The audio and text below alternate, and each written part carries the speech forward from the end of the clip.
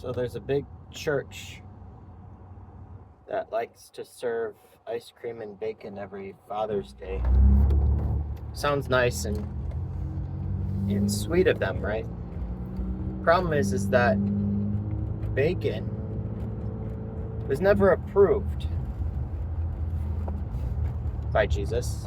Oh, didn't he make all foods clean? Well, when he made all food clean, the whole point of him talking about that was not supporting the idea of, hey, let's get rid of God's old laws because God changed his mind.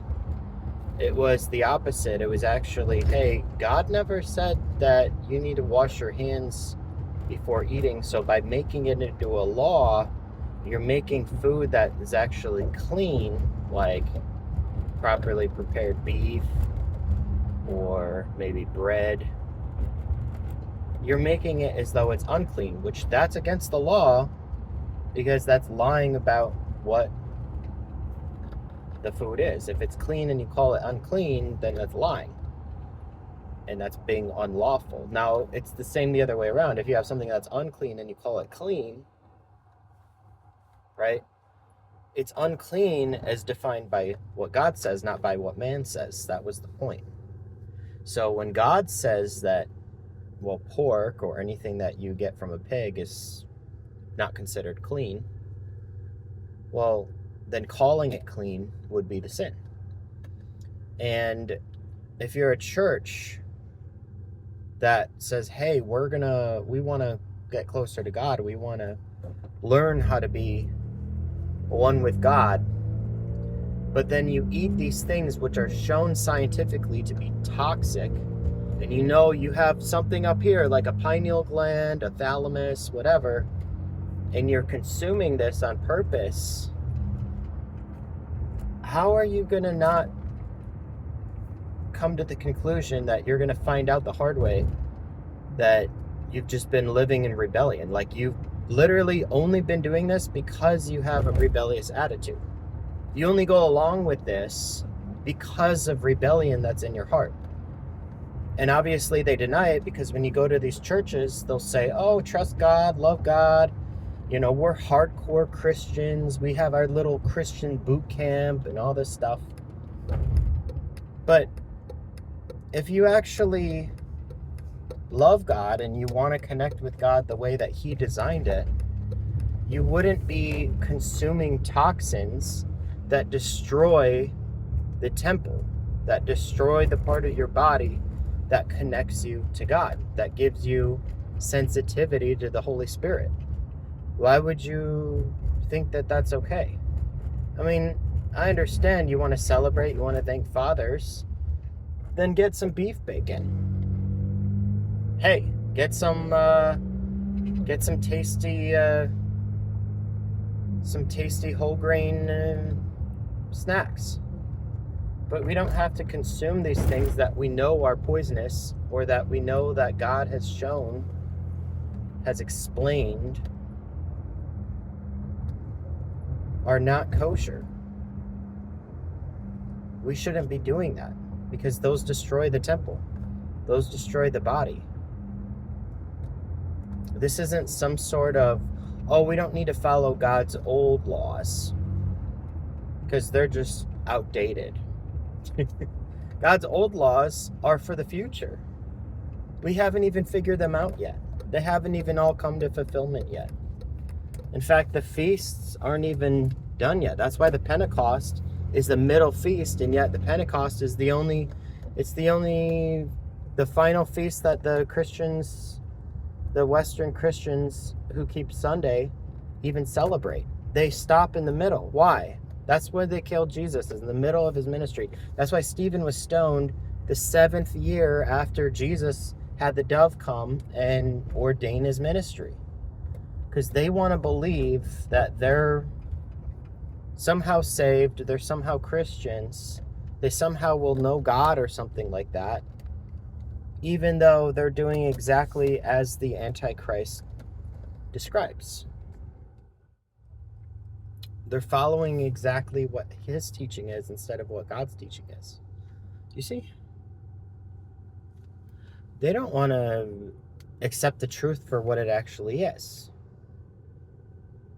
They don't want to love God for who he actually is. Because they don't understand, or they don't want to understand, they don't want to believe that it involves going against the grain of society, against the culture, against their own churches that they're going. They think that their own churches, which is like the majority of the community in some of the areas, they think that those are going against the grain of culture. They think that those are going against, they're the counterculture. They are not the counterculture. The counterculture is me going to this trucking company, them paying for everyone else's orientation, but not mine, because they don't put me in a truck, because they don't want my religious exemption, which only says I want to keep the days that are in the Bible, the lunar Sabbaths, the new moons, the feasts. That's the only thing I request. I say I don't need dentist appointments. I don't need doctor's appointments like all these other people, who they'll say, we'll get you a day beforehand, no matter what.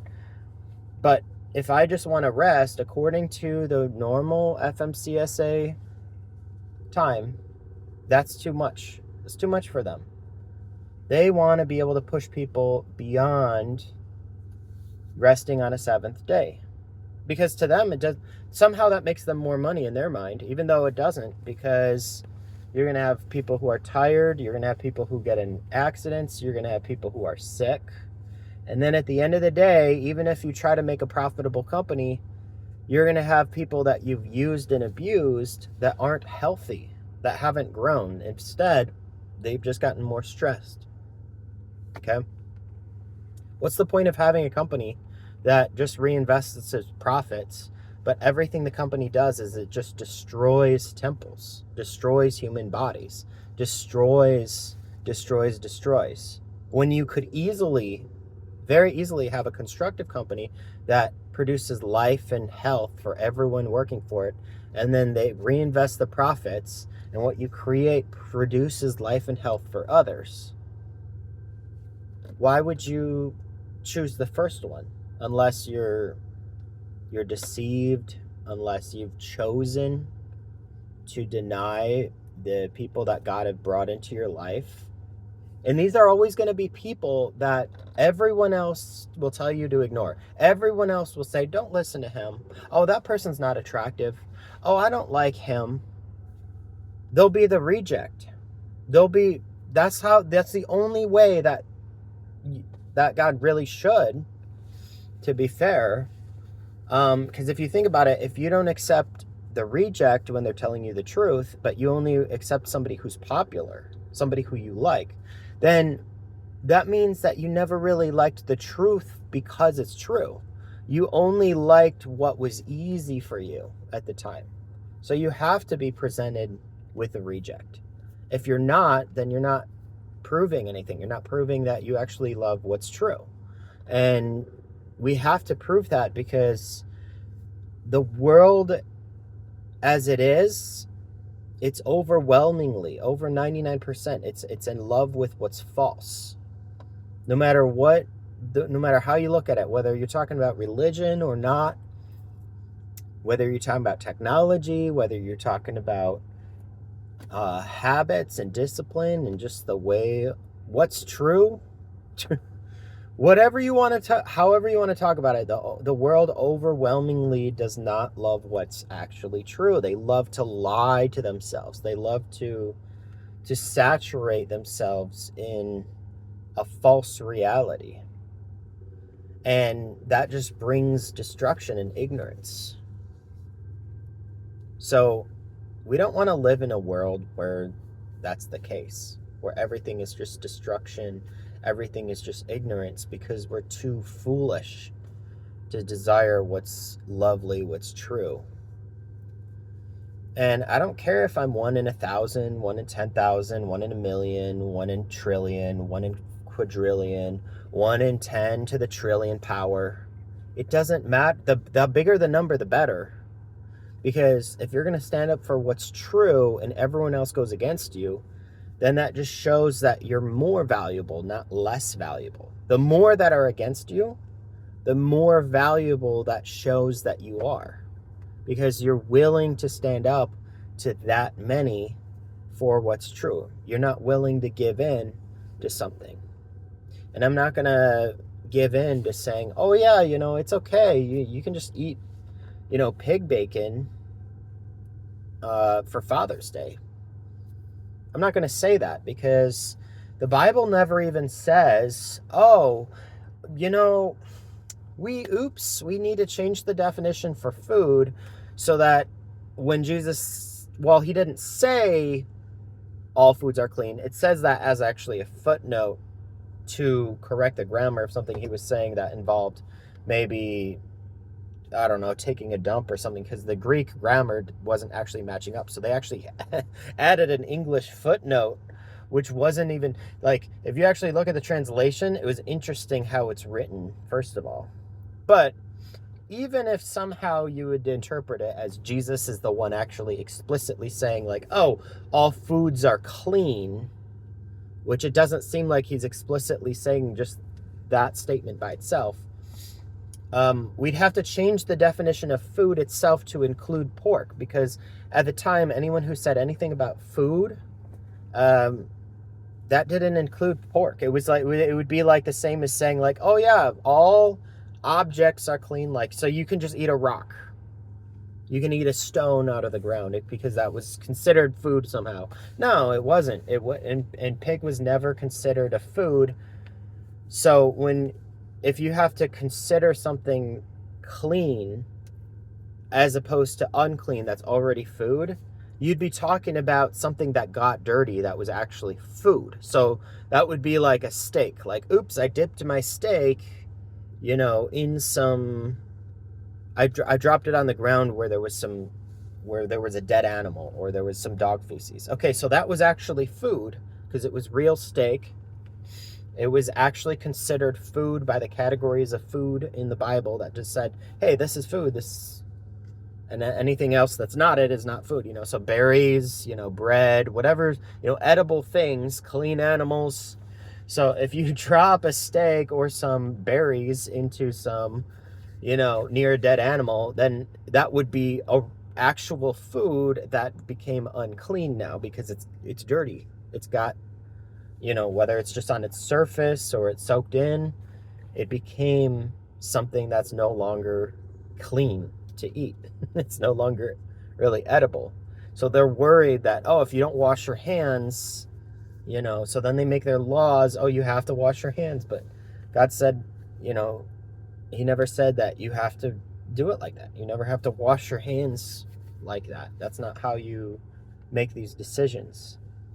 So here we live in a world where everyone wants to sanitize their hands. They want to wash their hands right before they eat toxins, right?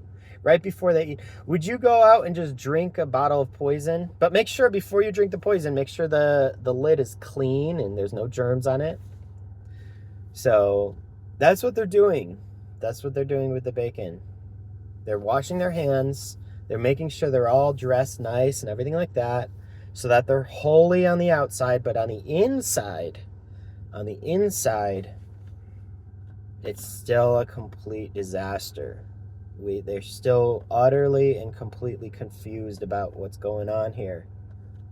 And we have a literal inside physically of our bodies. So when they try to tell you, oh, the outside is the physical, but the inside is just the spiritual. Okay, but there's also like I can take a shower and wash my skin off, but on the inside I'm unhealthy. I've been eating unhealthy. I'm not taking care of myself. I have parasites or something, right? That's still the inside of your physical body.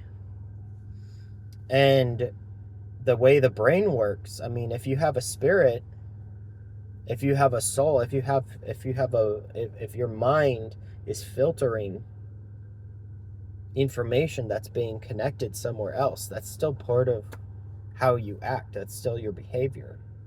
That still affects what you do. So I'm pretty sure that part of your body, your blood, your brain, and all that stuff, it's more important that that's clean even than the outside of your skin. So let's not have this behavior, but let's change our hearts and let's actually think, why are we deciding to go along with this and listening to these preachers? Because I don't like to listen to these preachers because they get in front of everyone and then they go up a level, right? And the problem I have with that is that I know 100% for a fact that that's not how reality works. Just because somebody goes in front of you and they talk to a bigger group of people and they go up a level, that doesn't make them right. Like, I know 100% for a fact, as of August 2017, BTC is no longer the ticker symbol for the real Bitcoin, right? It's BSV now. And yet we have people like Michael Saylor, and we have these other people that I know that they're just wrong in their math. So they think that more hash power makes Bitcoin more secure and not more edges. And that's false. It's more edges and the hash power put together. So you actually need less hash power for how much security you get instead of more over time. And the transaction fees get less instead of more per transaction over time. And I know 100% for a fact, Michael Saylor and all these people who go out and they stand in front of thousands of people on Twitter or at the government, at the White House or wherever it is, and they act these so-called Bitcoin conferences, but not the real Bitcoin conferences, the fake Bitcoin, the BTC one, not the BSV, not the MetaNet ones. And I know for a fact they are wrong, and yet they act like because they're standing in front of a bunch of people that they're right, that they're somehow an authority. When these churches have like 1,000 people coming to them and they stand up on this stage that's up a level and then they talk like it's their turn to talk and not my. I want to go into these churches and say, hey, like, why are you the one talking? Why can't I talk? Why can't this girl next to me talk? Why is it working this way? This doesn't seem right. And the truth is, I know that's not right because I've proven them wrong about things. So I know for a fact this is not how you're supposed to just do things. You're not supposed to just have somebody go out in front of everyone and like give a lecture acting like they're the ones who have all the answers and everybody else is wrong. Because I've proven it. I've proven that there's somebody who's in the audience who's correct, and then the pastor or the person teaching, lecturing is the one who's wrong. But for some reason, people want to still go to these things and they want to sit around them. Why? Because when you show them, because they don't care about the truth. Because you can show them the proof. Hey, the person sitting in the audience was correct. The person giving the lecture is wrong.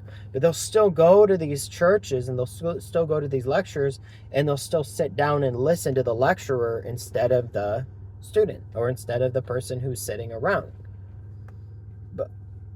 And I don't get that. Why they like that? Because at the end of the day, like, if you want to hear what's true, if you actually care about reality, if you care about protecting yourself, you're going to care about what's actually true. You're not going to want to hear something that's false. It doesn't make any sense. But these people have allowed this thinking in and of itself, like, is a religion. It's a religion of rebelliousness. And you're not going to overcome this by going to a Sunday church and then having the pastor say, well, we're going to be a little more dedicated today. No, that's not going to happen. It's not going to happen that way. The Sunday churches, by the time any pastors actually truly repent, it's always hush hush. Nobody knows about this because it's never actually public, hardly ever public information. If they try to say, hey, I decided I'm going to keep this Sabbath, I'm going to change things, usually by the time that actually happens, there's no records of it. They're already fired. They've already replaced the pastor with someone else. They've already, the congregation will come up with some kind of excuse and say, well, we just needed a different one. They won't make a record of it, just like they won't make a record of, somebody dying of, say, a COVID vaccine during the COVID. They have to twist it and say, oh, they died of COVID. because they didn't get enough vaccines. They'll change the records to not match reality. So that's another thing is you shouldn't just be going along with records all the time that aren't formally proven, formally valid records. This is why I always advocate for mathematics, because mathematics doesn't depend on evidence. It depends on theorems. You can prove everything.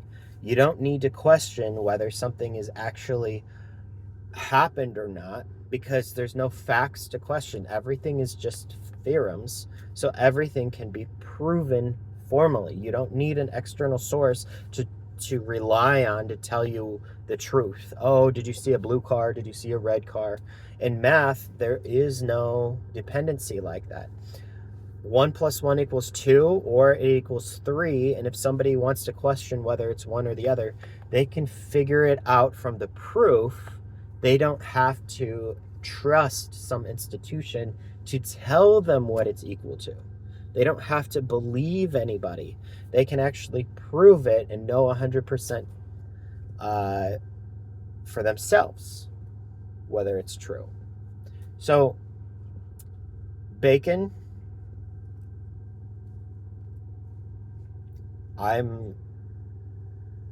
after not eating pork, not eating bacon, not eating these things, I've actually grown accustomed to smelling when they're being cooked a lot of times. And I can really tell it's really strong.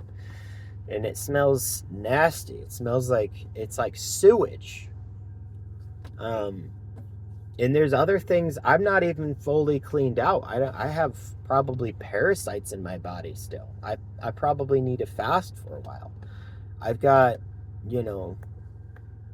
a long ways to go when it comes to habits and just my body cleaning itself out and things like that.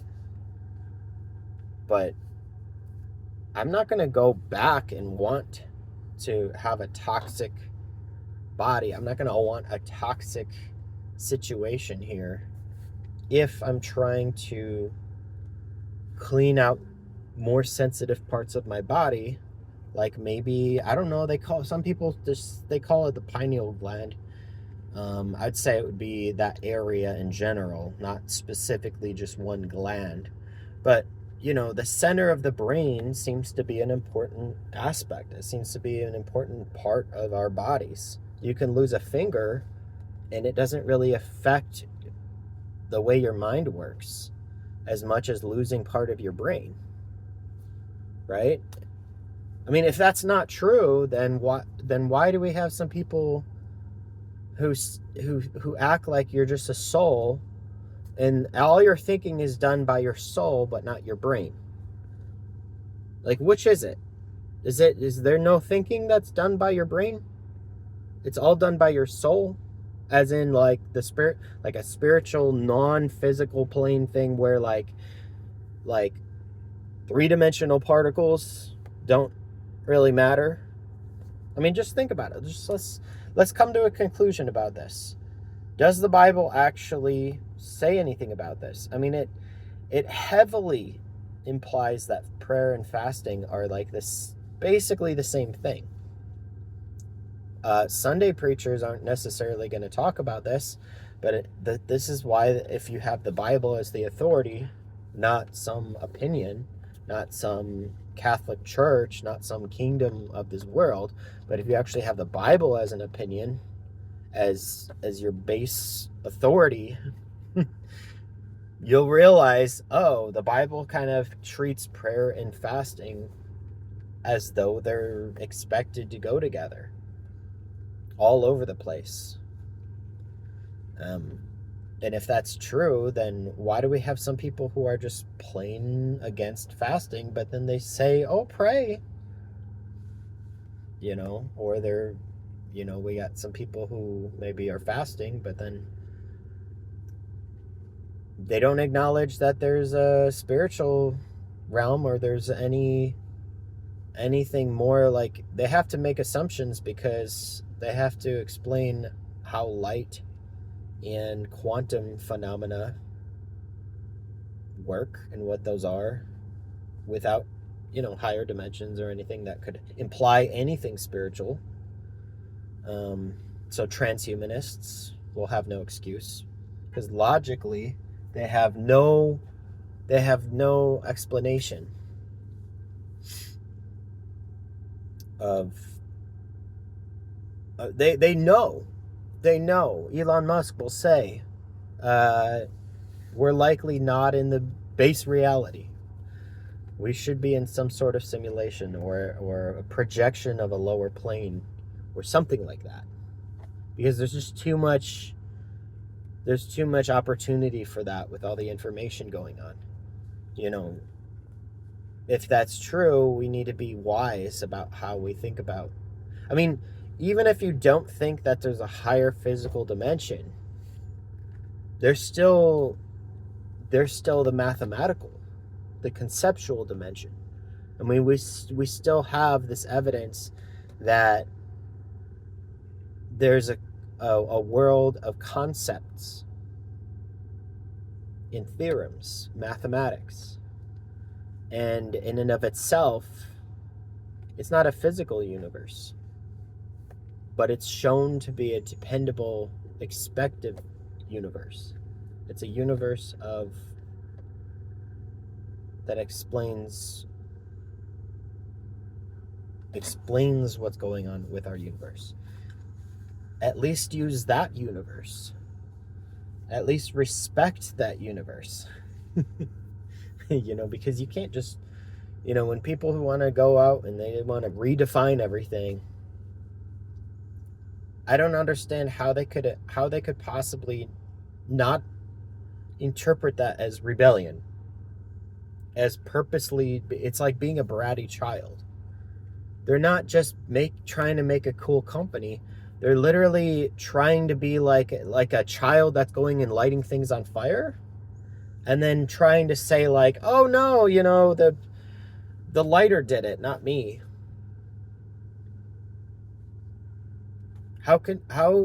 What makes them think that they're gonna just get away with this, that there's no problem? Oh, we can just define things however we want. We can say, oh, since Bitcoin is digital, I'm just going to make the assumption that, oh, somebody's going to try to control my money. But I'm going to go to the bank and let them give me an account. You know what I mean? Where they'll actually dictate how much is in my account. Whereas the Bitcoin has to be a chain of signatures. So therefore, nobody has the physical capability of dictating how much you would have. You see, they reverse things. They'll take something that's not the mark of the beast, and they'll take something that is, and they'll reverse it. And they'll say this is, and this one isn't.